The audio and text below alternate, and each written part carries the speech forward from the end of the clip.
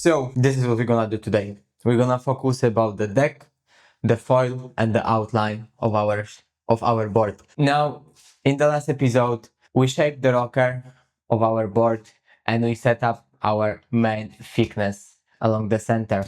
Link down below to that video. Make sure to watch it if you want to stay with us and make a board. Now, going forward, as I said, we're gonna focus over the deck and the outline. I know that it's supposed to be just one video, but it's so long. There's over 1.5 hours of recording for this deck and outline that I decided to divide it into two parts.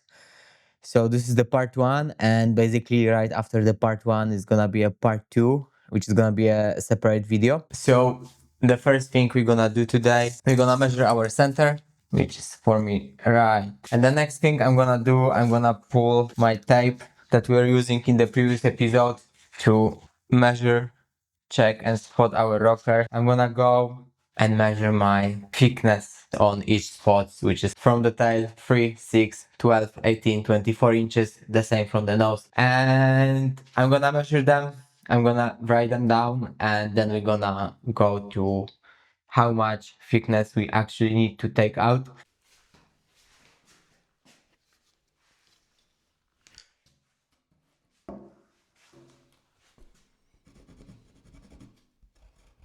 In my case, the center is as we set up in the previous episode. When it goes to thickness, which is 2/5/8, which is what I need, although this is not my desire, and finish thickness because we're gonna be adding the single concave and still we gonna be skinning out the deck. Moving forward, 18, which is 2/3/8, and again I have 2.5 here. And my desired thickness is basically 1/8 of an inch less, which is actually what I want. So again, if you're gonna choose the good blank, you're not gonna have a lot of thickness planning to do, especially within the center of your board and the blank. There is gonna be some work on the tips of the tail and the tip of the nose, which we're gonna go through in a second. And you need to think like on the center, it's thicker than I want because I'm gonna be adding single concave, but already within the 12 inches from the tail, in my case, in my design, I don't want to have the single concave anymore. And at that point, basically right away, I want to have the desired thickness just after skimming the deck. I don't need to account anymore for the bottom contour because at that point, I want my stringer with the rail to be flat, and this is what I'm gonna be doing. So I have 2.25 here, and my desired thickness is actually 12 inches from the tail. I'm gonna need to take out 1/4 of an inch, which is right about here. And again, I'm using my pencil to make a hole and leave the dot deep there. That's gonna show me where I'm supposed to stop. Going forward, I need to take out the rest part, which is 6 inches from the tail. That requires from me to take a bit more than it requires me to take from the tail itself. And that's okay, you can end up with that. And we're gonna address this. All my thickness is measured from the center to the tail. Thing to remember that the exact measurement in that spot is not as important as the overall flow across the curve you want to have. I'm gonna go and do exactly the same stuff over the nose of the bird. I'm measuring the nose, and what I have that I need to take more thickness from the part which is 3 inches from the nose than from the part which is 6 inches from the nose, and that's totally fine. You're gonna usually have something like that with the nose because it's all about the curve and the foil of the nose and the spin down, and I'm gonna show you how to do it to work nice and look good. Here is spot on, which is nice. I mark how much I need to take from each parts. Now I'm gonna remove my tape measure, and again we have two options to do it. Option number one, using the power planer. Option number two, using the hand planer. Both options gonna be work, depends of which tool you have. I mean, the hand planer you need to have, the power planer is optional. the better your design fits into your close tolerance blank, the easier and the less job you're gonna need to do and the tweaks to the blank. I'm gonna use the power planer to skim the tail, and then I'm gonna use my hand plane to skim the nose. Even if you have a power planer for the nose, I would recommend to stay with the hand planer because it's not so easy to fit the power planer inside the curve, especially if it's not modified. It's 100% possible, but it's gonna introduce you to way more possibility of error and tearing or destroying the blank where you don't want to do it, while with the hand planer you are way more safe to do it. And again, I'm gonna be using the power planer exactly the same way we were using while doing the rocker. So I'm gonna start with kind of maximum depth of cut, and every pass I'm gonna be taking it down up to the 0 and do as many passes as I need to achieve the results I want. So let's go. And remember to keep it with the 45-degree cant.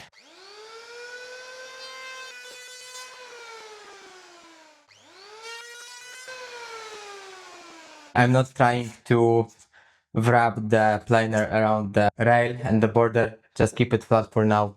We're gonna fix it later. So at that point, I basically achieved my thickness of the tail itself, but I still have 2 dots to take out. I need to cut deeper here. Then I'm gonna be on the tail. So from now on, I'm gonna start to work with the deep cut here, move it slowing down up to here, but I'm not gonna be touching the tail. So at this stage, the tail is flat and we want to have like tiny scoop out. And if you don't feel confident of doing this, don't do it. Leave that part thicker. You're gonna be totally fine with it. You're just gonna be faster when surfing.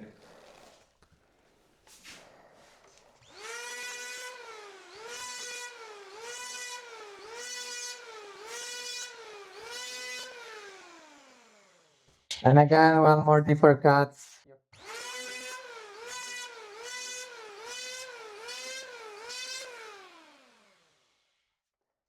So now I have my tail cut almost to the thickness I want. And now what you can do, if you have still a lot of foam, you can go, when you fold it down, you can go nose to tail with the planer, which actually I don't like doing by the planer. I'm trying to always do my boards the way that I have the least amount of foam to take out from the deck, so it's harder. I'm just gonna slightly flatten out the stringer with the hand planer. I'm gonna put my planer to be doing quite a deep cut and 45-degree. You need to remember at that stage that if you have this skin, do not use any kind of sandpaper to try to remove it, as it's really hard. Use this is the fastest hand method to do. At the same time, just skinning the deck without removing too much foam.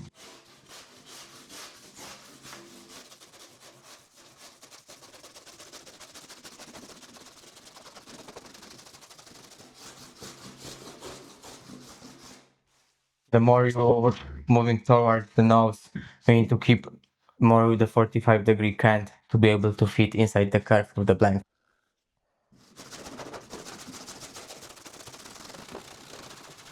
Basically repeat the process on the other side of the board and let me do it, and I will be back to you guys. So as you can see, this is how our blank looks right now. It's quite rough. I just skin it down. Our tail is almost the proper thickness, and we still need to foil and make the proper thickness over the nose, which is quite bulky at that point. You can do it by planer. Again, you can do it by hand planer. You can do it by also the sandpaper or the rust. We're gonna use our hand planer. I'm gonna put as much as I can the blade out, and you can work just over the stringer like that. In the places where you want to cut it the deepest, so you in the place where you need to cut the deepest to start there, and every move you slightly feather it out. But then very fast the blank itself is gonna be on your way.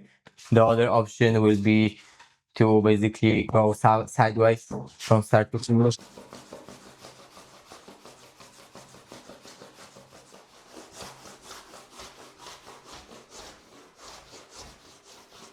I would say do both variation, bit sideways, a bit nose towards the center and back. Just remember when you need to cut the deepest, so you're starting there and you're feathering this out. But yeah, basically I'm working over the area here. I still need to take a bit from the nose, but like this area needs to be cut way deeper. So I start working from this area and I'm feathering out this way and I'm feathering out this way. So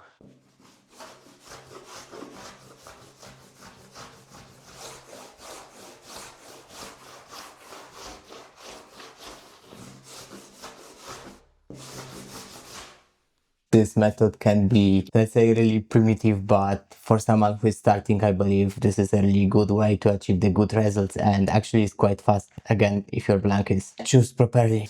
I still have a bit of here and then here. Keep in mind, because I still didn't even like cut my board to the proper size, which I also recommend to not do it till that point. We're gonna do it later, as to not go too much here over the rocker, because you're gonna flatten out this part, and as long as you're not going for the big nose look, you're not gonna get this nice flip. So keep this in mind. And at that point I have almost my desired thickness, maybe slightly. So I'm gonna go more from the center out.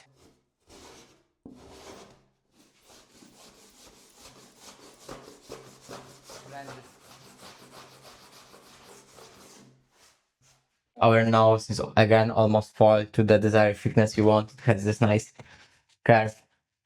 I'm gonna take my 40 grit hard block. I'm just gonna smooth out both sides.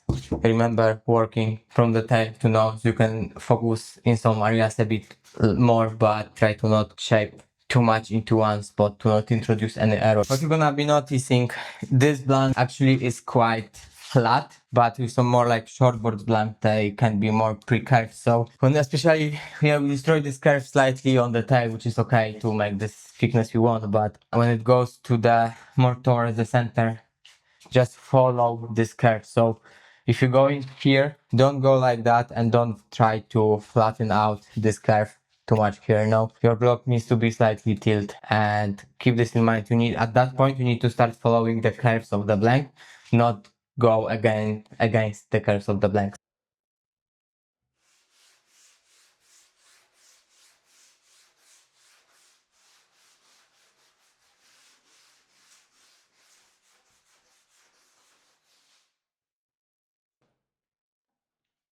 There is still some deeper spots that I need to smooth out, but at that point my stringer is already quite high, so I'm gonna set up my hand planer. At that point you want your planer to just cut the stringer within like super fine and super shallow, so we're just cutting the stringer without tearing the foam.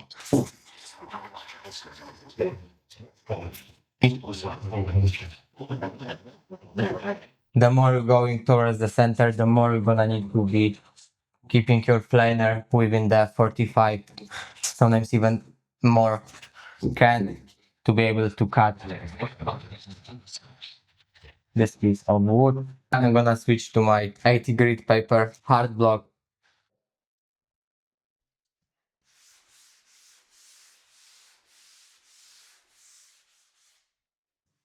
Fine, adjust my planer to be cutting even less to the stringer.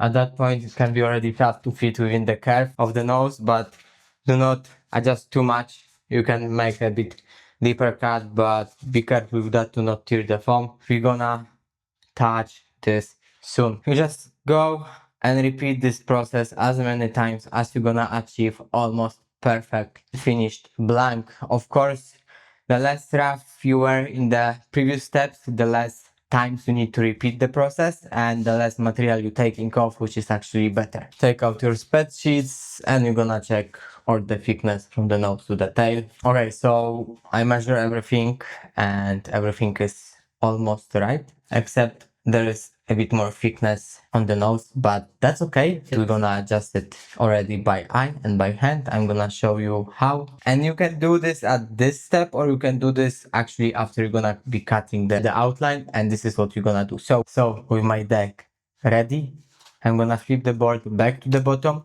I'm gonna mark my center point of the blank from which we measure everything since the start of that build. And from that, I'm gonna measure half of the board out, which is actually gonna be easier to do that way. In my case, I'm going 5/7, which is 33.5. Do exactly the same stuff over the tail. With that being done, I'm gonna go and back my measurements, which is like 3 inches from the nose, 6 inches from the nose, 12 inches from the nose, 18 inches from the nose, 24 inches from the nose. And then I'm repeating exactly the same step on the tail: 3 inches, 6 inches, 12 inches, 18 inches, 24 inches. And now this is our center here. Put the letter C. You need to remember at that point about one important thing.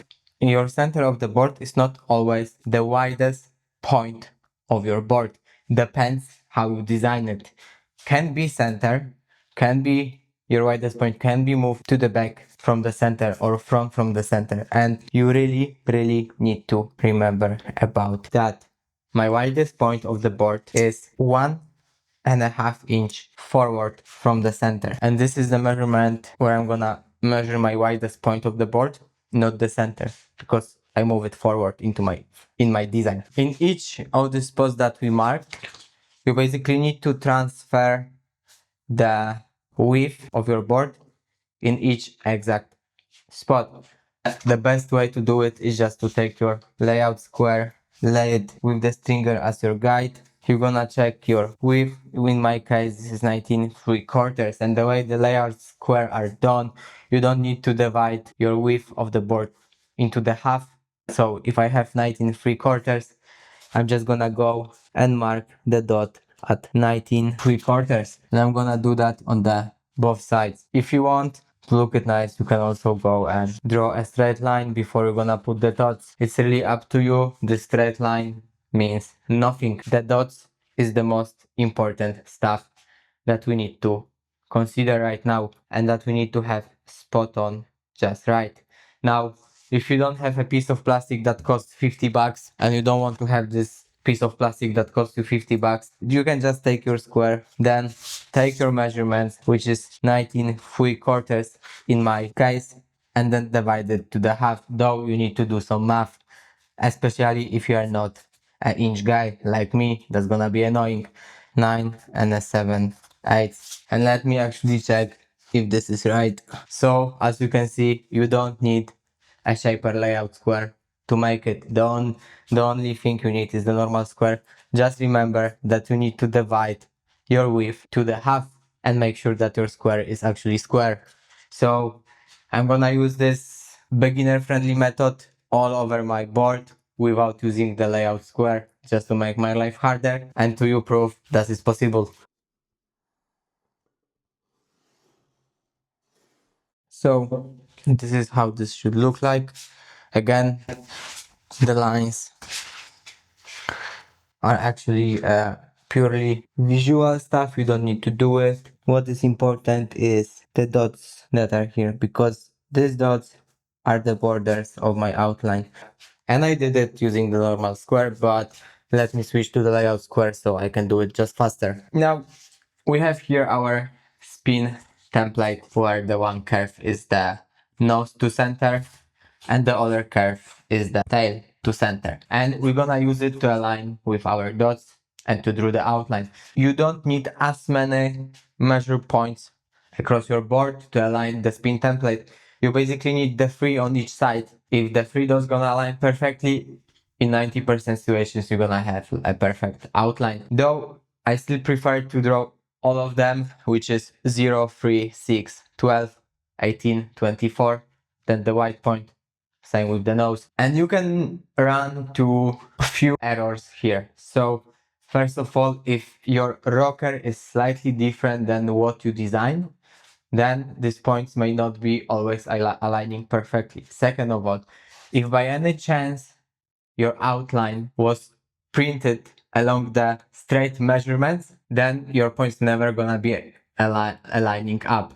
Remember, as I said on the designing phase, that you need to have this template, or any basically, even the full template, needs to be printed out based on the stringer length with the rocker. Otherwise, it's not gonna align because the length over the straight line is different than over the stringer, which is over the rock. Then some points can be a bit off because of how you cut your template and the error you introduced there when you were smoothing this out. But do not worry about, in case you, for example, have only 3 points aligning out of 5 points over the nose, do not worry, just make sure that the widest point is aligned, and then when you're gonna be flipping this on the other side of the blind, make sure that the same points are aligned and the same points are not aligned. If we already have this error introduced, we need to introduce this small error for the both sides the same in order to have the symmetrical outline. Now, the other issue you can run to is after you're gonna outline your nose, you're gonna flip your template to outline the tail, and when you're gonna align the tail width and the white center point, and you can see that on the tail everything aligns perfect, but then here on the white point it's not aligning perfectly, and if you're gonna draw a line, it's gonna introduce some error into the fluent curve of the outline. Do not be worried about that, and what you need to do is to make sure and tweak your template to make the center line of the outline perfect and fluent, even if that's gonna make your tail, for example, a bit narrower or a bit wider. Do not worry about that, as this part here and keeping this line fluent is way more important for your board and for your design than perfectly matched width of the tail. So keep this in mind. And again, if there is any kind of error, make sure that you're gonna introduce exact same error to the other side so your board is symmetrical.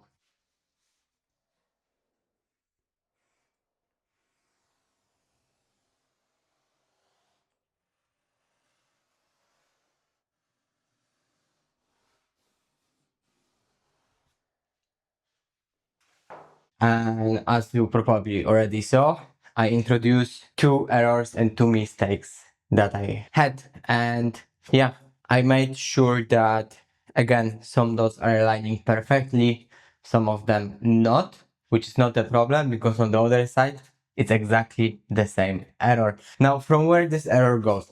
Slight changes into the rocker compared to the template, small errors into the template. I have a lot of points, so I was 100% sure that I'm gonna have some points off in order to make the center to have a nice fluent line. My tail is way wider. The reason why there is such an error is because I marked the wrong width of the tail at the beginning, but I didn't consider this exact point while aligning my template. And then I check my spreadsheet and turns out that I marked the width wrong for the first time. But anyway, all other 4 points were marked good. But it's not something I can say about the nose, where in order to match the points, the tip of the nose itself is way wider and it's outside of some points. And the error that lays there, it's probably within the issue of the template itself, or is it goes because of some printer setup that scale some stuff slightly different, or is my error while cutting and then refining this. But that's not a big problem, as I'm gonna show you what I did in order to fix it. I made sure that the transition between the 12 inches, 24 inches and 6 inches is fluent. So this was the last point where my template aligned. From this point forward to the nose, that was the line that I had to make, and it wasn't aligning and creating a really wide nose. That's okay, I went with that. I decided that I prefer to have my center measurements spot on and ignore the error that I have here. After I did the whole outline, I came back to that. I went to my 12 inches measurement, which was my last dot that aligns with my template. Going from the center, everything forward to the nose wasn't aligning. And I aligned again the template with that dot and the rest of my dots, making sure that transition from 12-inch dot, which was spot on, and to the 6-inch dot is fluent at the same time without destroying my transition from the 12-inch dot to the 18-inch dot. So taking this under the consideration to have a fluent flow of the curve, but at the same time adjusting more forward curve to match the dots I have, I ended up with the second line, which defines my curve of the nose. In order to cut our outline, we're gonna use just the old saw. To do it correctly, you want to keep your saw with the 90-degree pointing down to your. Then things to keep in mind, the way you're gonna grab the saw is actually up to you. Just try the grab that is comfortable for you. But what you cannot do is to go too much sideways, because then you're gonna introduce too much error to the outline. Another thing is that you don't want to go and cut with the widest part here, as it's gonna be tough to move it. The closer to the tip you're gonna be keeping, the better and easier to cut. You want to achieve a 90-degree cut as close as possible. Well, you're not gonna do it for the first time. That's why you're just gonna try to do it as good as you can. And you want to keep at least half of an inch distance from our line that's define our outline, so we can come back after and fix it. And yeah, if you have any weird breaks on your outline like I have, I'm gonna leave way more space on the tail just to do this cut, and then I'm gonna finish it by hand. The same of the nose. You don't need to twist your saw to go directly to the line of the nose. You can leave it way wider. It's super thin there already, so it's gonna be way easier to trim it down.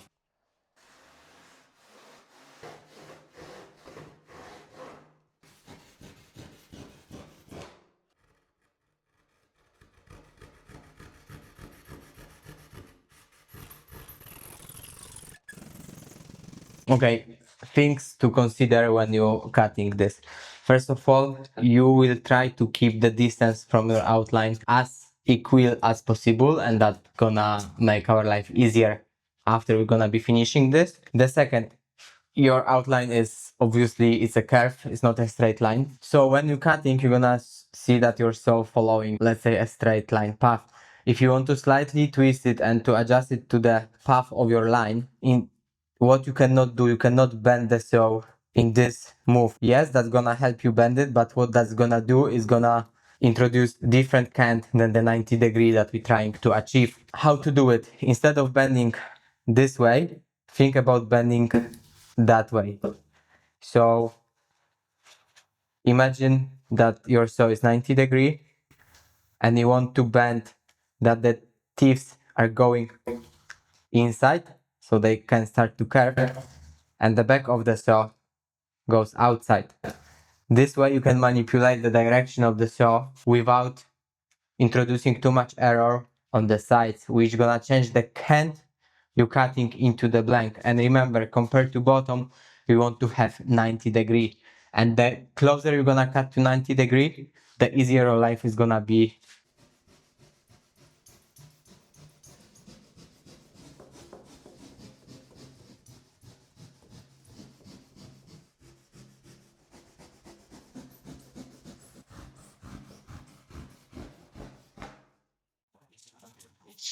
And as you can see, I didn't bend the saw to cut to the curve of the nose. And the reason is requires from you a lot of force, and what that's gonna introduce is bending, which we don't want. Second, this part is already thin, and sometimes if you're cutting everything into one line, like I did, if you're gonna go super close to here, there is a chance that at some point the part of it gonna broke down. So what I'm gonna do, I'm basically just gonna go and cut the one line here, another line here, and then I'm gonna blend it by hand. So this is how your board should look like now, and we're gonna clean it in the part 2, as this episode is already way too long. And actually, let me know if you're okay with such a long episodes, or if you would prefer to have them way shorter, though I'm trying to actually put as much details and information as I can, and also try to not to make it too boring. So yeah, let me know in the comments, and don't forget to watch the second part. See you.